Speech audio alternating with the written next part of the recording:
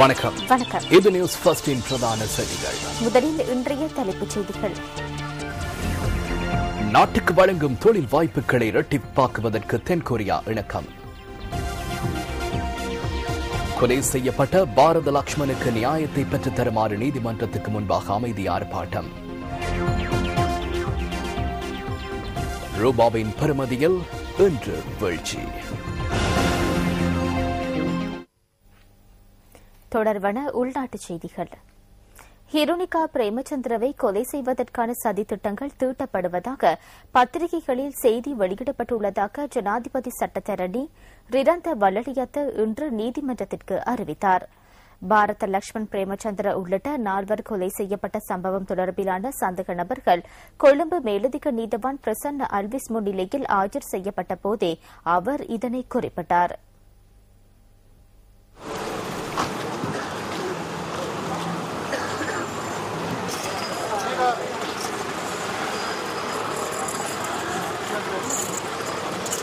பாரத லக்ஷ்மன் பிரேமச்சந்திரவின் மனைவி உள்ளிட்ட சிலர் இன்று நீதிமன்ற வழக்கத்திற்கு முன்பாக ஆர்ப்பாட்டம் ஒன்றில் ஈடுபட்டனர். சந்தேக நபர்களை கைது செய்து தமக்கு நியாயத்தை பெற்றுத் தருமாறு இவர்கள் வேண்டுகோள் விடுத்தனர். இந்த வழக்கில் நாம் எவ்வகையிலும் நியாயத்தை காணவில்லை. அதனால் நமக்கு ஒன்றையே செய்ய முடியும். சட்டத்தின் நியாயத்தை வேண்டி அமைதியான முறையில் இதனை கடவுளிடம் கூற முடியும். குமாரசாமி என்பவர் எனது கணவர். அவர் அடாவடித்தனமாக செயற்படும் ஒருவர் அல்ல. அவருக்கு 2 பிள்ளைகள் உள்ளன. எனவே துமிந்த செல்வாவை கைது செய்யுமாறு நாம் கேட்கின்றோம். எமக்கு நியாயத்தை பெற்றுத் தாருங்கள்.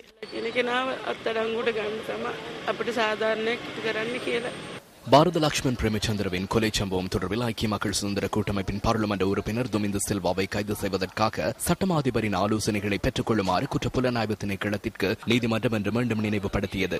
இதேவேளை பாரத லக்ஷ்மன் பிரேமச்சந்திரவின் புதல்வியான ஹிருணிகா பிரேமச்சந்திரவை கொலை செய்வதற்கான சதித்திட்டம் ஒன்று முன்னெடுக்கப்படுவதாக பத்திரிகை ஒன்றில் பிரசுரிக்கப்பட்டிருந்ததாக இதன்போது ஜனாதிபதி சட்டத்தரணி டிராந்த வலலியாத குறிப்பிட்டார். பாரத லக்ஷ்மன் பிரேமச்சந்திரவின் கொலை சம்பவம் தொடர்பில் ஹிருணிகா முக்கிய சாட்சியாளர் என்பதனால் இந்த விடயம் தொடர்பாக கவனம் செலுத்துமாறு அவர் நீதிமன்றத்தில் கேட்டுக் கொண்டார். விடயங்களை ஆராய்ந்த நீதிமன்றம் சம்பவம் தொடர்பில் விசாரணைகளை மேற்கொண்டு அறிக்கை ஒன்றை சமர்ப்பிக்குமாறு போலீஸ் அதிபருக்கு உத்தரவிட்டது. சந்தேக நபர்களை மீண்டும் மே மாதம் 8ஆம் தேதி நீதிமன்றத்தில் ஆஜர்படுத்துமாறு நீதவான் குறிப்பிட்டார். விசாரணைகளின் பின்னர் நீதிமன்றத்துக்கு முன்பாக ஒன்று கூடிய இவர்கள் நீதி கிடைக்க வேண்டும் என வலியுறுத்தி தேங்காய்களை முடைத்தனர்.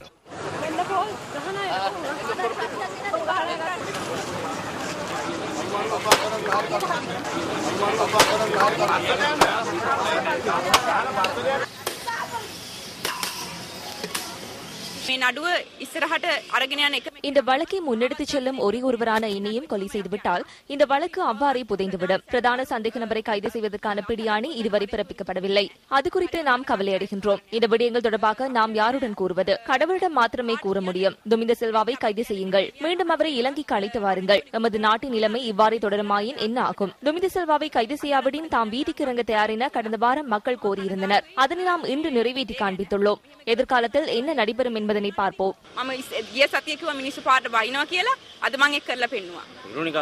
ஹிருணிகா பிரேமச்சந்திர நேற்று முறைப்பாடு ஒன்றை செய்துள்ளார். அந்த முறைப்பாடு தொடர்பாக எடுக்கும் நடவடிக்கைகள் குறித்து போலீஸ் தலைமையகத்திடமிருந்து அறிக்கை ஒன்றை பெற்றுக் கொள்ளுமாறு நான் நீதிவானிடம் வேண்டினேன். அதற்கு நீதிவான் இணக்கம் தெரிவித்தார்.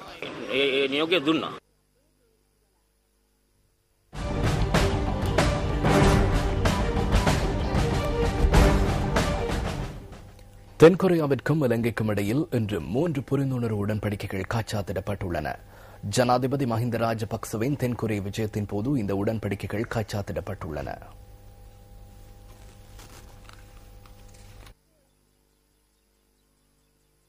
ஜனாதிபதி மஹிந்த ராஜபக்சவிற்கும் தென்கொரிய ஜனாதிபதி லீ மயுங் பாக்கிற்கும் இடையில் இன்று இருதரப்பு பேச்சுவார்த்தைகள் இடம்பெற்றன. இந்த பேச்சுவார்த்தையின் பின்னர் 2 நாடுகளினதும் அரசு தலைவர்கள் முன்னிலையில் புரிந்துணர்வு உடன்படிக்கைகள் காச்சாத்திடப்பட்டதாக ஜனாதிபதி ஊடகப் பிரிவு தெரிவிக்கின்றது. தொலைத்தொடர்பு மற்றும் தொழில்நுட்ப அமைச்சுக்கும் தென்கொரியாவின் அரசு நிர்வாகம் மற்றும் பாதுகாப்பு நிர்வாக அமைச்சுக்கும் இடையிலான தகவல் தொழில்நுட்ப பரிமாற்றம் சம்பந்தமான உடன்படிக்கை ஒன்று காச்சாத்திடப்பட்டுள்ளது. நிதி மற்றும் திட்டமிடல் அமைச்சுக்கும் தென்கொரிய குடியரசின் திட்டமிடல் மற்றும் நிதி அமைச்சுக்கும் இடையில் பொருளாதார ஒத்துழைப்பு தொடர்பிலான மற்றொரு உடன்படிக்கையும் காச்சாத்திடப்பட்டுள்ளது. இது தவிர நாட்டின் மின்சக்தி மற்றும் எரிசக்தி அமைச்சுக்கும் தென்கொரியாவின் அறிவு விருத்தி மற்றும் பொருளாதார விவகார அமைச்சுக்கும் இடையில் மின்சக்தி ஒத்துழைப்புக்கான புரிந்துணர்வு உடன்படிக்கை ஒன்றும் காச்சாத்திடப்பட்டுள்ளதாக ஜனாதிபதி ஊடகப் பிரிவு விடுத்துள்ள அறிக்கையில் குறிப்பிடப்பட்டுள்ளது. ஜனாதிபதியின் தென்கொரிய விஜயம் தொடர்பாக திறன் அபிவிருத்தி மற்றும் இளைஞர் விவகார அமைச்சர் டலஸ் அல்ஹா பெரும நியூஸ் ஃபர்ஸ்டுக்கு கருத்து தெரிவித்தார். කරනු ලැබුවා එකක් තමයි ஜனாதிபதி இதன்போது பல்வேறு கோரிக்கைகளை முன்வைத்தார். இரு நாடுகளுக்கும் இடையில் விமான சேவைகளை முன்னெடுத்தல் தொடர்பிலான விடயத்திற்கு சாதகமான பதில் கிடைத்துள்ளது. தென்கொரியாவில் இலங்கையர்களுக்கு வழங்கப்படும் வருடாந்த வேலை வாய்ப்புகளின் எண்ணிக்கை அதிகரிக்குமாறு ஜனாதிபதி கோரிக்கை ஒன்றையும் முன்வைத்தார். இதற்கு பதிலளித்த தென்கொரிய ஜனாதிபதி எதிர்வரும் காலங்களில் இது தொடர்பில் கருத்திற்கொண்டு உரிய நடவடிக்கை எடுப்பதாக குறிப்பிட்டுள்ளார். அத்துடன் இலங்கையின் பழ வகைகள் மற்றும் மரக்கறி வகைகளை தென்கொரியாவிற்கு ஏற்றுமதி செய்வது தொடர்பில் இந்த சந்திப்பில் கலந்துரையாடப்பட்டது. இந்த விடயம் தொடர்பில் தென்கொரிய ஜனாதிபதிக்கும் எமது ஜனாதிபதிக்கும் இடையில் இணக்கப்பாடு எட்டப்பட்டுள்ளது. සම්බන්ධයෙන්ද කොරියානු ජනාධිපතිතුමාත් ඒ දූත පිරිසත් බොහෝම සුබවාදී ප්‍රතිචාරයක් දක්වුවා. இதேவேளை இலங்கை வலுவான முதலீட்டுக்கான தளமாக திகழ்வதாக இதன்போது ஜனாதிபதி மஹிந்த ராஜபக்ச கூறியுள்ளார். கொரியாவின் முன்னணி வர்த்தகர்கள் சிலரை இன்று முற்பகல் சந்தித்து கலந்துரையாடிய போது ஜனாதிபதி இந்த கருத்தினை குறிப்பிட்டுள்ளார். வெளிநாட்டு முதலீட்டாளர்களுக்கு பாதுகாப்பானதும் ஸ்திர முதலீட்டுக்கான வாய்ப்புகளை வழங்குவதற்கும் இலங்கை தயாராக இருக்கின்றது என்பதனை பெரும்பான்மை முதலீட்டாளர்கள் புரிந்து கொண்டுள்ளதாகவும் ஜனாதிபதி தெரிவித்துள்ளார். இதேவேளை ஜனாதிபதி மஹிந்த ராஜபக்ச இன்று முற்பகல் கொரியாவின் வீரர்கள் நினைவு தூபிக்கு அஞ்சலி செலுத்தினார்.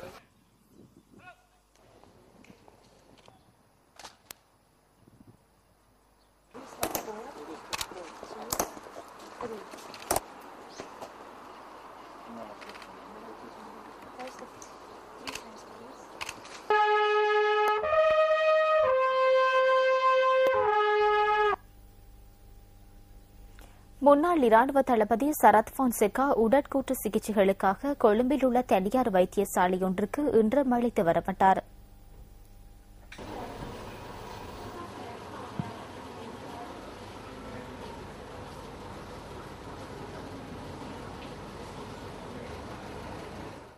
සතිෂ් පෙරේරාගේ සුන්දර කලාකරුවාගේ වියෝවය ගැන මගේ සාතිශය ශෝකය. එතුමාට නිවන් සර ලැබේවා.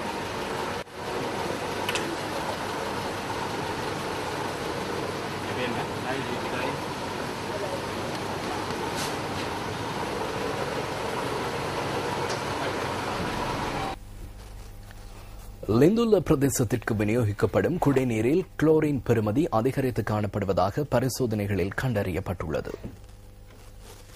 பிரதேசத்திற்கு கிடைக்கும் ஒரு அலகு குடிநீரில் 0.25 காணப்படும் குளோரினின் அளவு 1 வரை அதிகரித்துள்ளதென லிந்துல கொட்டகல சுகாதார வைத்திய உத்தியோகத்தர் டாக்டர் ஜனக் அபேகுணரத்ன தெரிவித்துள்ளார். இதன் காரணமாக வீடுகளின் நீர்த்தாங்கிகளில் வளர்க்கப்படும் மீன்கள் இறந்து காணப்படுவதாகவும் அவர் குறிப்பிட்டார். இந்த விடயம் தொடர்பில் தேசிய நீர்வளங்கள் வடிகாலமைப்பு சபையின் மத்திய மாகாண பிரதி இணைப்பதிகாரி லக்ஷ்மன் அத்தநாயக்கவிடம் வினவினோம். சில பகுதிகளில் பரவும் தொற்று நிலைமை காரணமாக நீரில் காணப்படும் குளோரின் அளவு அதிகரித்துள்ளதாக அவர் குறிப்பிட்டார். அத்துடன் இது சர்வதேச ரீதியில் ஏற்றுக்கொள்ளப்பட்ட முறை எனவும் அவர் சுட்டிக்காட்டினார். மக்களுக்கு சுத்தமான குடிநீரை விநியோகிப்பது தமது பொறுப்பெனவும் லக்ஷ்மன் அத்தநாயக்க குறிப்பிட்டார். தம்புளை புனித பூமியில் சட்டவிரோத கட்டடங்களை அமைப்பதற்கு அனுமதி வழங்கியதன் பின்புலத்தில் அரசாங்கத்திற்கு எதிரான சதித்திட்டம் உள்ளதாக ஜாதிக ஹெல உரிமைய தெரிவிக்கின்றது. இன்று நடைபெற்ற ஊடகவியலாளர் சந்திப்பொன்றில் அதன் தலைவர் கலாநிதி ஓமல்பே சோபித தேரர் இதனை குறிப்பிட்டார். இது தொடர்பான விரிவான தகவல்களை தொடரும் செய்திகளில் எதிர்பாருங்கள். மேல் மாகாணத்தில் 788 தமிழ் மொழி மூலமான ஆசிரியர் வெற்றிடங்கள் காணப்படுவதாக மேல் மாகாண கல்வி அமைச்சு தெரிவிக்கின்றது.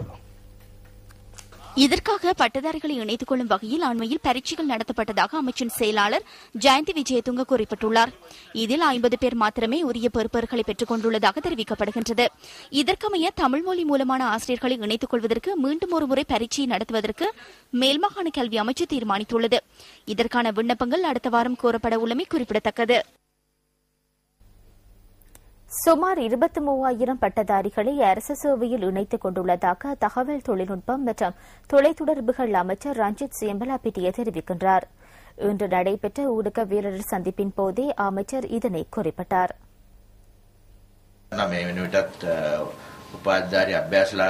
நேற்று வரையான காலப்பகுதியில் சுமார் 23,000க்கும் அதிகமான பட்டதாரிகள் பயிற்சி பெறுநர்களாக அரசு சபையில் இணைத்துக் கொள்ளப்பட்டுள்ளனர். வடக்கு கிழக்கு பகுதிகளில் உள்ள பட்டதாரிகளை வெகு விரைவில் இணைத்துக் கொள்வதற்கும் நிதி மற்றும் பொது நிர்வாக அமைச்சுகள் நேற்றைய தினம் இணக்கம் தெரிவித்துள்ளன.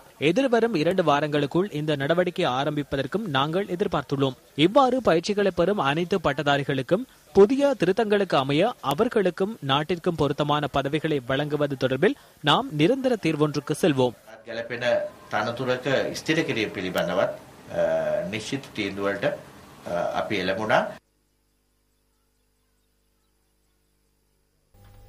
நீங்கள் இணைந்திருப்பது இலங்கையின் முதற்தர செய்தி வழங்குனர் நியூஸ் ஃபர்ஸ்டின் பிரதான செய்திகளோடு.